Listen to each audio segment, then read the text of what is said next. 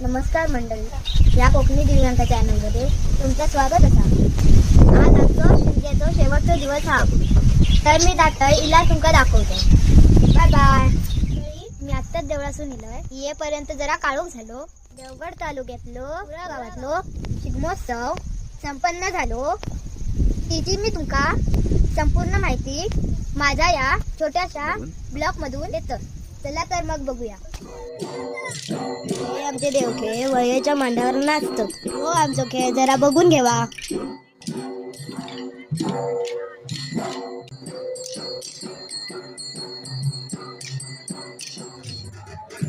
खेळ झाल्यानंतर प्रत्येक जोडी वांडर उडीओ मारता.